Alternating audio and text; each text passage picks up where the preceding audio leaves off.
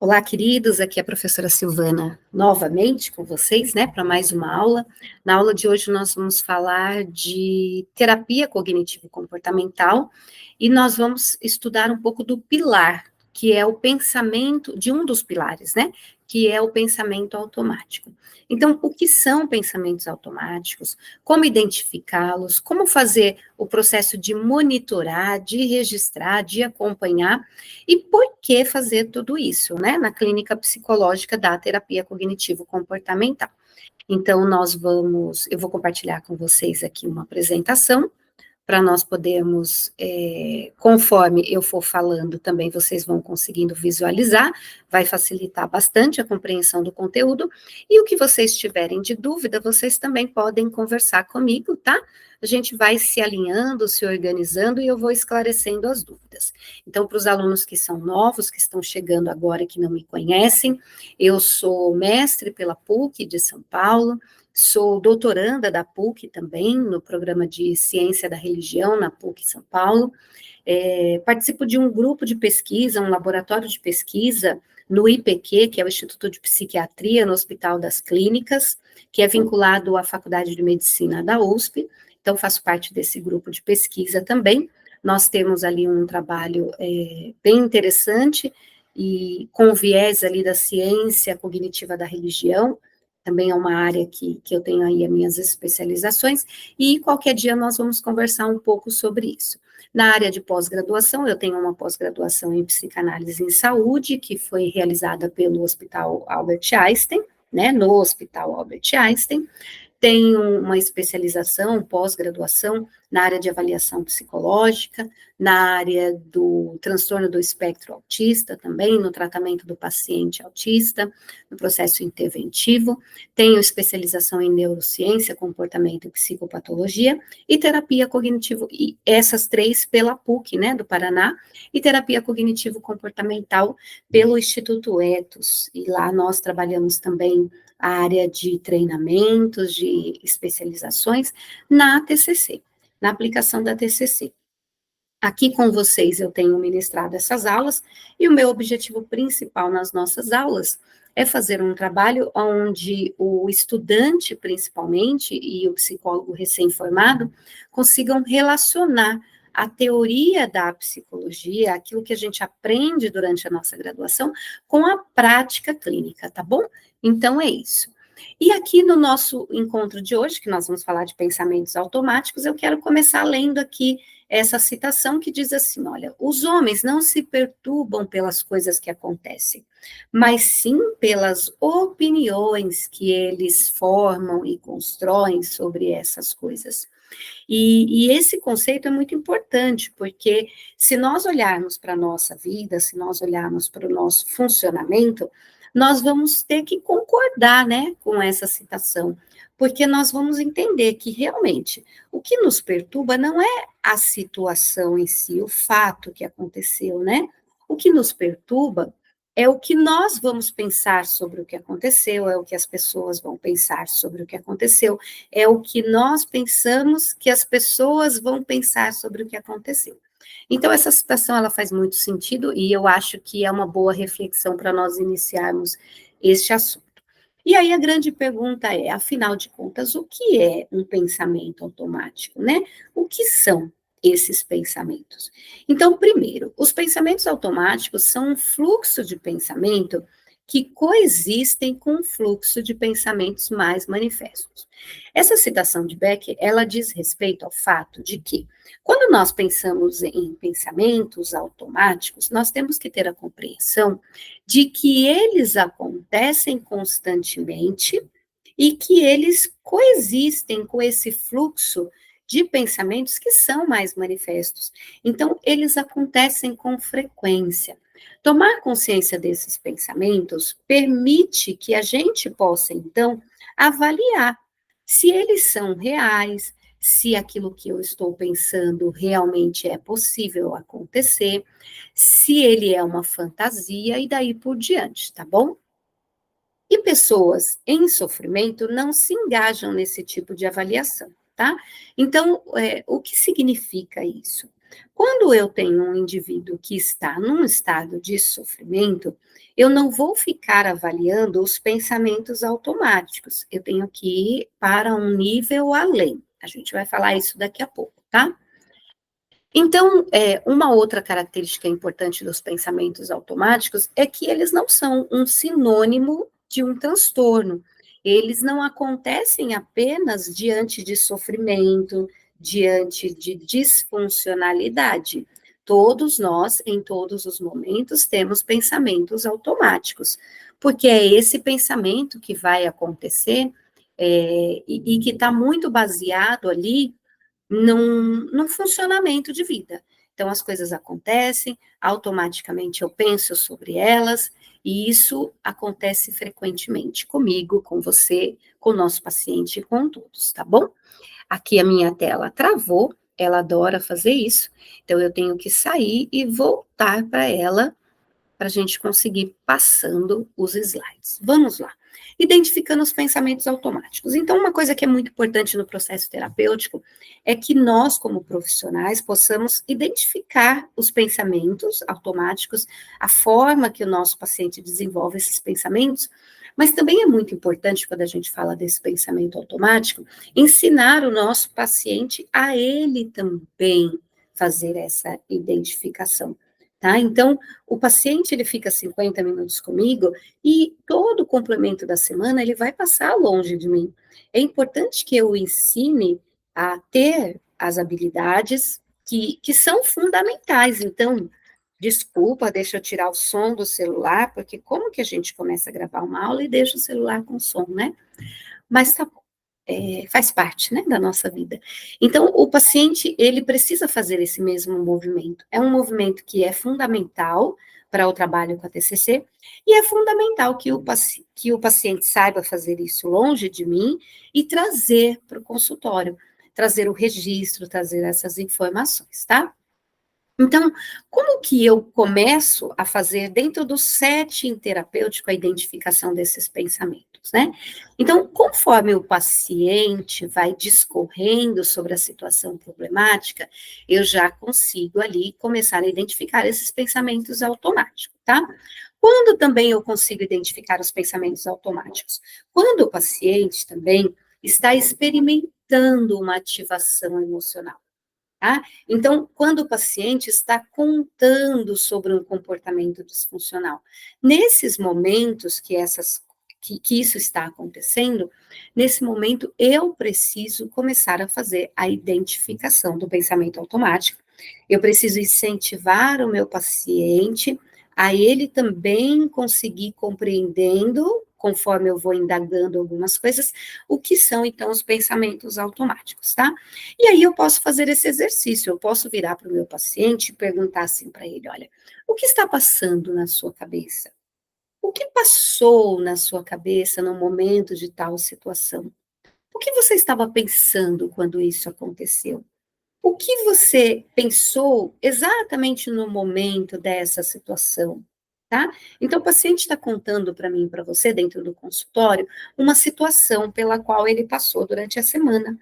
E aí eu já vou fazendo, então, essas indagações. Tudo bem? E aí o próprio paciente vai aprendendo que é fundamental, diante das situações, ele parar para refletir sobre o que ele pensou. E o que ele pensou quando? Quando aquilo aconteceu. Isso é muito importante, tá? E aí a gente também tem a missão de explicar para os pacientes as questões que envolvem o pensamento automático. Não dá para você pedir para o paciente para ele fazer, por exemplo, um registro de pensamento automático se você não explicou para ele, né? Se você não mostrou para ele, se você não deu exemplos. Então, uma forma muito eficiente de trabalhar toda essa questão do pensamento automático junto ao paciente é utilizar exemplos do próprio paciente, tá? No próprio contexto do problema dele.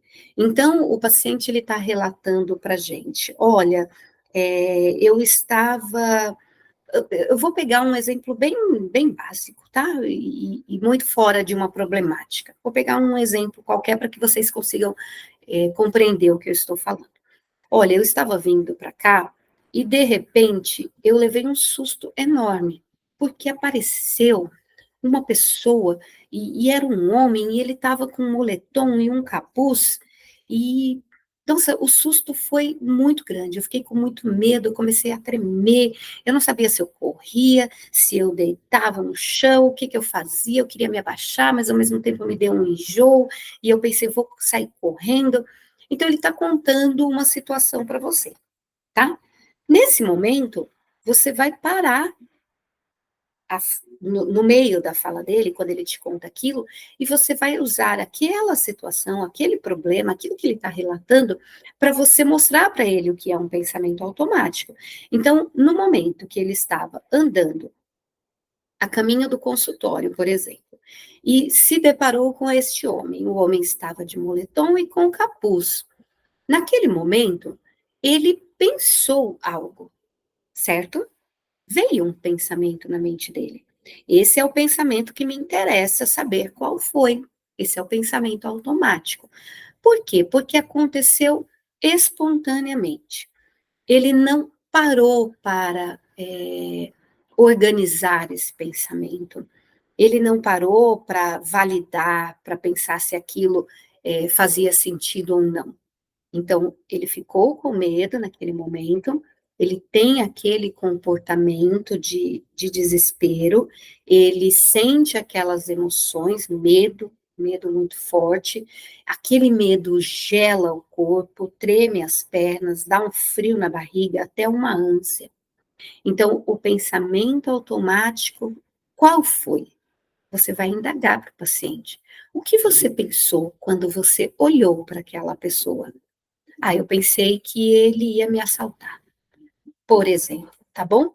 Eu pensei que eu estava correndo um risco enorme de alguma coisa ruim acontecer comigo naquele momento. Então, esse foi o pensamento automático.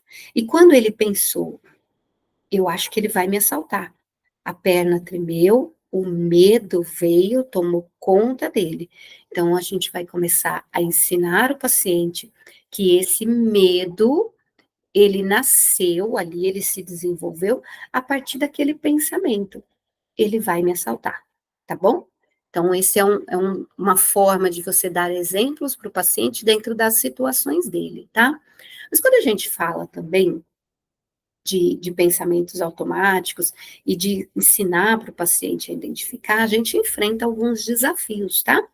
E aí, vamos ver alguns desafios que podem acontecer durante a sessão quando a gente está fazendo esse trabalho de ensinar a identificar os pensamentos automáticos, ou quando nós mesmos estamos fazendo um movimento para entender qual pensamento automático que passou ali na mente do meu paciente naquele momento, tá? Então, por exemplo, o paciente, ele pode, por si, não conseguir identificar os pensamentos automáticos. E aí, como que isso vai aparecer? Quando eu questiono o paciente diz assim: ah, eu não pensei em nada. Ah, deu branco. Ou não sei. Então, são coisas, são falas que o paciente vai trazer e que geram um certo desafio, porque quando eu pergunto para o paciente, o que você pensou no momento que você viu aquele homem com capuz? Ah, não pensei em nada. Eu só tive medo, tá? Deu um branco na minha mente, um apagão. Ah, não sei o que eu pensei naquela hora. Então, isso começa a construir alguns desafios para a gente no setting terapêutico, tá?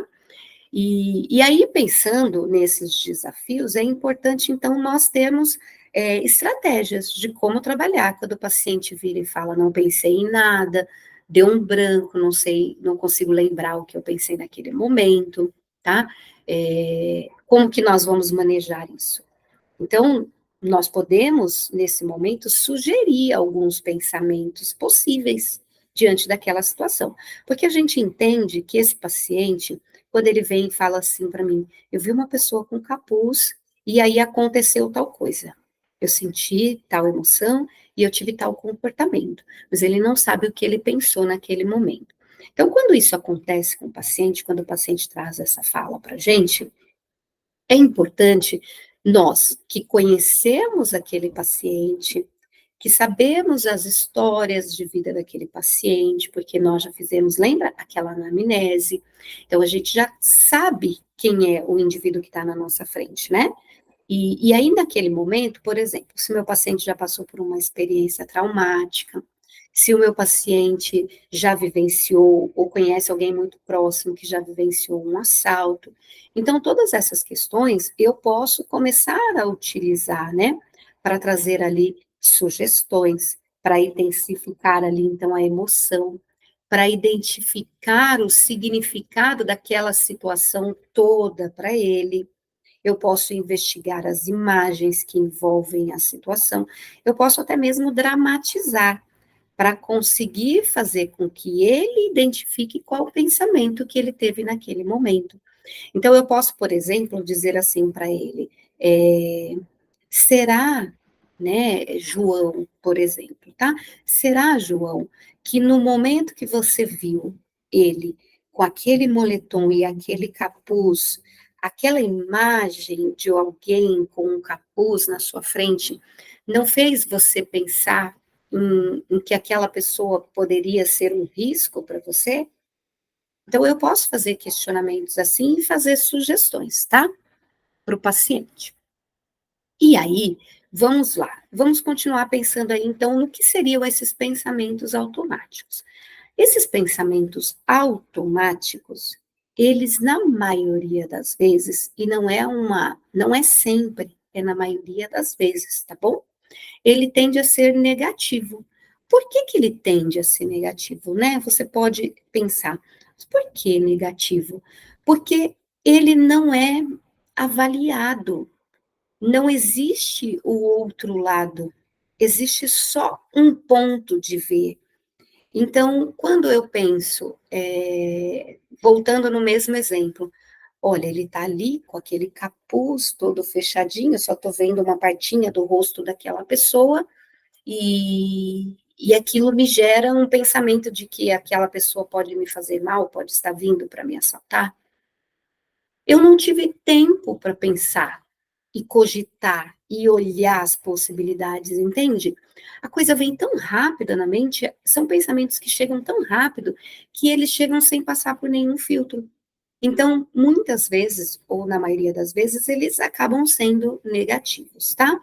Então, esse pensamento também, quando a gente está falando de um pensamento automático, ele também está ligado, interligado, ele tem uma relação direta com emoções, com comportamentos, né? E isso é muito importante a gente ter consciência, nós como psicólogos, para que a gente possa identificar no paciente e também para que a gente possa ensinar para o paciente.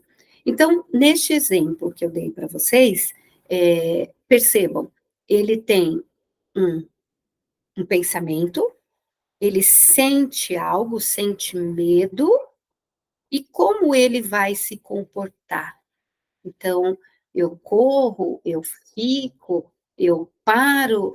Então, eles estão interrelacionados, né? As emoções, os comportamentos e os pensamentos automáticos, eles fazem ali um círculo. E necessariamente eles não precisam acontecer nessa sequência de eu penso primeiro, sinto depois e me comporto depois. Não. Essas setas que ligam um ao outro, elas não são em direção única, né? Elas podem variar a direção. Então, pode acontecer de você tem alguém que pega o seu braço com força, sem você esperar por aquilo, e aí aperta o seu braço e você puxa o braço primeiro, pensa depois, essa pessoa ia me machucar, e depois você sente algo em relação a aquilo. Você tem algum tipo de emoção, tá? Então, a ordem pode ser variada, mas normalmente existe uma inter-relação, tá? E qualquer estímulo que a gente tem no dia a dia, na nossa vida, pode gerar, então, um pensamento automático. Qualquer estímulo. Eu posso, diante de uma palavra de alguém, diante de um comportamento que alguém teve. Então, eu estou aqui parada e, e tem uma pessoa que está ali pertinho de mim, duas pessoas, e aquelas duas pessoas falam baixinho uma com a outra. Eu já posso pensar que elas estão falando de mim, tá? Sem avaliar o contexto, eu penso que elas estão falando de mim. Então, é um pensamento automático. Ele não levou em consideração nada, só o estímulo. O estímulo qual foi neste caso? Aquelas duas pessoas falando perto de mim e falando baixo. Então, eu imagino que se elas estão falando baixinho, é porque elas não querem que eu ouça. E, rapidamente, a minha mente constrói um pensamento, tá? E aí, olha só o que a gente falou um pouquinho atrás. Essas setas, ó, elas vão em várias direções. Elas não estão necessariamente em uma direção única, né? Então, um evento, um pensamento, uma emoção, um comportamento, elas tendem a fazer variações, tá? Vamos pensar aqui neste modelo cognitivo, que seria então um modelo básico. O modelo, esse que eu estou apresentando para vocês, ele vai mostrar o quê? Ele vai mostrar, então, olha lá, um evento, preparando-se para ir a uma festa. Preparando-se, tá? Um pensamento, não vou saber o que dizer lá na festa. Vou parecer desajustado lá na festa. Vou travar e querer ir embora imediatamente lá na festa, tá? Então, enquanto eu estou me preparando, eu estou desenvolvendo, construindo esses pensamentos. Todos esses pensamentos, eu não vou conseguir, não vai dar certo, vou travar, geram uma emoção. Qual? Ansiedade, tensão. E aí, quando eu tenho, então, essa ansiedade e essa tensão, eu me comporto de alguma forma. E olha que forma aconteceu aqui nesse modelo. Deu uma desculpa para evitar, e evitou ir até a festa. Por quê? Eu tinha uma festa, eu pensei que eu não ia me sair bem nesse evento, e aí eu senti ansiedade, senti tensão e decidi, então, dar uma desculpa qualquer para não ir até a festa. E aí, ó, amanhã tem uma apresentação no trabalho. Acho que vai me dar um branco. Acho que eu vou esquecer tudo. Vou gaguejar e vou ficar vermelho na frente de todo mundo. E olha lá embaixo o nível. Sou um fracasso. Então perceba, quando eu falo, amanhã tem uma apresentação no trabalho ou na escola, tá? Eu estou aberta. Aí eu começo a dizer assim: olha, acho que vai me dar um branco, posso esquecer de tudo. Eu começo então a me fechar. Aí eu digo assim: olha, vou gaguejar na frente de todo mundo, tá?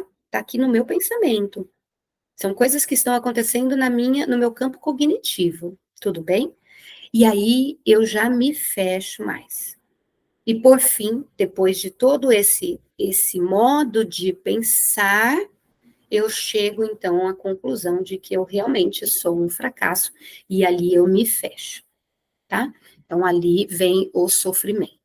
Quais os pensamentos, então, no processo da terapia, eu preciso trabalhar para reestruturar? Porque a primeira parte eu entendi o que são pensamentos automáticos. Depois eu entendi como identificá-los. Agora eu preciso definir quais eu vou trabalhar, porque o indivíduo, o paciente, o cliente, ele traz um, assim, uma grande quantidade de pensamentos automáticos. E eu preciso, no setting terapêutico, definir o que disso tudo que ele registrou, que ele monitorou, o que eu vou trabalhar. Para o quê? Reestruturar, tá? Então, eu vou trabalhar para reestruturar pensamentos distorcidos da realidade. Aquele pensamento que o meu paciente traz para mim na terapia e que, de certa forma, ele não condiz com a realidade. Então, por exemplo, eu eu tenho uma festa para ir e eu acho que eu não vou saber o que falar, eu acho que eu não vou conseguir me comportar bem, eu acho. Esses pensamentos, eu já conheço o meu paciente, lembra? Então, se o meu paciente é uma pessoa que consegue se comunicar. Eu vou abrir outro parênteses para falar algo que eu venho conversando com vocês sempre. É importante a gente estar atento a um detalhe. O paciente vira e fala assim: eu tenho que ir a uma festa, né? E eu tinha um evento. Ele vai contar o que aconteceu. Eu tinha um evento, e aí eu pensei: eu não vou conseguir me portar neste lugar, me comportar bem, tá? E por eu não me comportar bem, vai dar tudo errado. Então, eu optei por não ir. Você também precisa fazer um trabalho, e aí por isso que é muito interessante e muito necessária a conceitualização do caso, do paciente, para você entender quem é o seu indivíduo, né, que está na tua frente no processo terapêutico, porque pode ser que realmente o seu paciente não saiba se comportar bem. E aí é claro que se ele não sabe se comportar, não vai dar certo. Ele vai até aquela festa e não vai ser legal para ele, o resultado não vai ser positivo. Então, neste caso, deste paciente que eu acabei de falar, eu não preciso trabalhar para reestruturar o pensamento dele, porque o pensamento dele está compatível com a realidade. Realmente, ele não consegue. Ele não tem naquele momento habilidades para estar naquele lugar, para fazer aquela prova, para desempenhar aquele papel. E aí não é no pensamento que eu tenho que trabalhar, é realmente no treino, no fortalecimento e na construção daquela habilidade que ele não tem, tá? Então eu preciso ver se o pensamento que o paciente trouxe, ele está inadequado à realidade, ele está distorcido da realidade. E se ele estiver distorcido da realidade, eu preciso trabalhar para reestruturar. Outro momento em que o pensamento precisa ser reestruturado é quando ele está associado a uma reação emocional disfuncional, tá? Então, ele está relacionado a uma reação disfuncional, ele gera comportamentos disfuncionais e ele interfere no bem-estar e nas habilidades do paciente. Então, por exemplo, eu tenho um paciente que ele está pensando que sempre que alguém está conversando baixinho, ele pensa que estão falando dele. E, em virtude disso, ele começa a se sentir sempre muito mal. E os comportamentos dele passam a ser disfuncionais. O que seria, então, neste exemplo, um comportamento disfuncional? Ele para de interagir com as pessoas, tá? Então, ele já não se aproxima mais das pessoas, porque para ele aquelas pessoas estão realmente ali falando dele. E isso vai interferir no bem-estar do meu paciente, na saúde do meu paciente, em uma vida estruturada, organizada e saudável, porque ele vai passar sempre os momentos da vida dele pensando de forma inadequada e tendo sentimentos e emoções negativas e se comportando de forma negativa e disfuncional, tá? Então ele vai sair da possibilidade de estados de bem-estar. Tudo bem? Acho que fica bem claro, né, a gente olhando dessa forma. Então, a gente precisa pensar também, né, nas distorções cognitivas, mas nós não vamos falar aqui, nesta aula, nós não vamos falar sobre isso, nós não vamos entrar neste campo. Nós vamos ficar até esse slide. Eu vou compartilhar com vocês, vocês que vão receber essa introdução aí ao tema, são do nosso grupo, né? Então, vocês fazem parte do grupo, vão receber esse conteúdo. E aí é importante, para a gente fechar, porque eu também não quero uma aula muito longa, para não ficar cansativa para vocês, é importante, então, a gente fechar na parte de que nós caminhamos, então, até o momento que vocês entendem o que é o pensamento automático e quando ele precisa ser reestruturado, tá? E aí depois a gente vai gravar uma outra aula, onde nós vamos começar, então, a falar. Vou passar aqui para vocês. Das distorções cognitivas, eu vou nomear quais são as distorções, tá bom? E aí a gente vai começar a trabalhar com o processo interventivo. Eu vou mostrar para vocês também aqui o registro dos pensamentos disfuncionais. Aqui a gente já não está mais falando dos pensamentos automáticos, porque registrar os pensamentos automáticos é uma coisa, registrar os pensamentos disfuncionais já é um passo além. É quando eu identifiquei o pensamento automático e já aprendi a identificar quando ele é disfuncional. Então, eu passo a registrar os pensamentos que são disfuncionais, tá bom? E aí a gente vai falar um pouquinho também sobre o que são as emoções, quais as funções das emoções, né? E e como utilizar essas emoções e a compreensão sobre a função das emoções no setting terapêutico também, tá? Então a gente vai juntar essa segunda parte aqui com o nosso próximo conteúdo, e por enquanto nós paramos aqui, então, nos pensamentos automáticos. Eu espero que tenha ficado claro para vocês o que é um pensamento automático, tenha ficado claro para vocês que eu, você, o nosso paciente, todos temos pensamentos automáticos, inclusive pensamentos automáticos que são negativos, mas quando que esses pensamentos entram no rol do que precisa ser tratado, reestruturado, no setting terapêutico? Quando eles, então, distorcem a realidade, quando eles causam reações emocionais disfuncionais, quando eles causam comportamentos, nos levam a ter comportamentos disfuncionais, e quando eles interferem na nossa saúde, no nosso bem-estar e nas nossas habilidades, habilidades sociais, habilidades cognitivas, nas nossas habilidades como um todo. Espero que vocês tenham gostado, que o conteúdo tenha ficado claro para vocês. Eu vou encerrar aqui a nossa gravação, para que vocês possam receber, então, esse conteúdo, né? Até aqui. A gente encerra, então. Eu gostei bastante de poder trazer esse conteúdo para vocês, de poder compartilhar esse conteúdo para vocês. Continuo dizendo, isso é, assim, isso é uma introdução a esses temas, porque são temas complexos e eles precisam ser trabalhados com uma sequência, tá? Então, você que ainda não teve acesso à introdução à terapia cognitivo-comportamental, você que ainda não assistiu essa aula, onde a gente explica as bases, né, da terapia cognitivo-comportamental, é importante você buscar este conhecimento, porque como que você vai começar a entender? A gente falou da reestruturação cognitiva na outra aula que eu disponibilizei para vocês, agora a gente falou de pensamentos, na próxima aula a gente vai falar de emoções, mas como você vai utilizar todos esses conceitos se você não tiver a base teórica?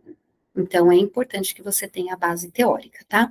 Eu vou compartilhar no nosso grupo um curso que nós vamos ministrar no dia 17 de agosto.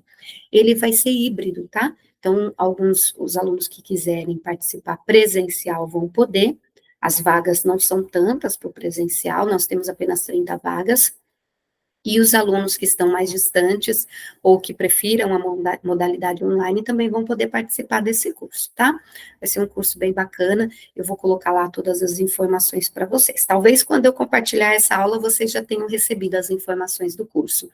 E o objetivo do curso é dar para vocês as bases das teorias, para que depois, conforme nós formos trabalhando aqui nas nossas aulas, o conteúdo, as técnicas, as formas de praticar essas abordagens, vocês já conheçam a estrutura delas, tá bom? Então, vai ser um encontro bem legal, um curso bem bacana, e essas aulas agora, 2 aulas por semana, eu vou compartilhar, então, 2 aulas por semana com vocês, tá?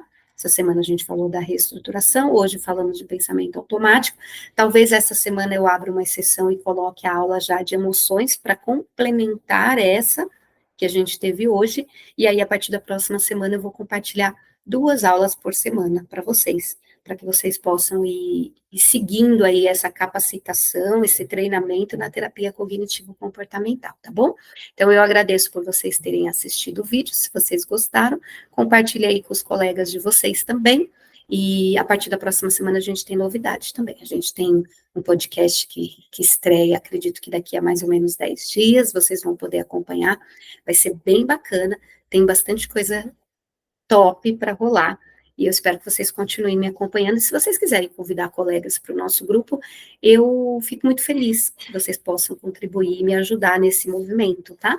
Para que mais pessoas tenham acesso a esses conteúdos. Vou encerrar a nossa gravação. Espero vocês numa próxima oportunidade. E se vocês tiverem dúvidas sobre o que nós falamos hoje, pode mandar mensagem para mim, me chama lá no privado, e aí a gente conversa, tá bom? Eu estou à disposição de vocês.